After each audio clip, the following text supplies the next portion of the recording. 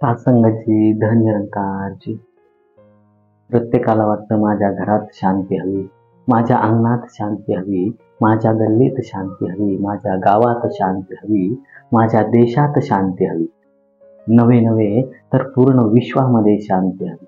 पण जोपर्यंत सत्याचं दर्शन होत नाही तोपर्यंत शांती नाही. जोपर्यंत योग्य चरण मिळत नाहीत तोपर्यंत शांती नाही. शांती शांती बोलून देखील शांती मिळणार नाही. एक पंडित आपल्या घरामध्ये भोजन करण्यासाठी बसला. पत्नीनं ताट वाढून आणलं आणि यानं भोजन मंत्र म्हणायला सुरुवात केली. ओम सहनावतु सहनौ भुनक्तु सह वीर्य करवावहै तेजस्वी धीतनामस्तु वगैरे वगैरे त्यानं तो भोजन मंत्र म्हटला. आणि शेवटी त्रिवार शांती म्हणावी म्हणून त्यानं 3 वेळेस शांती शांती शांती म्हटलं.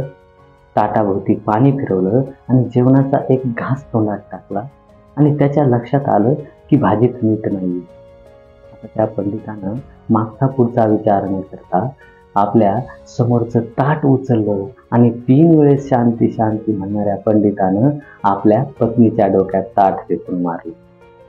महाराज म्हणतात की शांती शांती बोलून शांती मिळणार नाही, तर ती आत्मसात करावी लागेल, ती अंतर्मनात उत्पन्न करावी लागेल.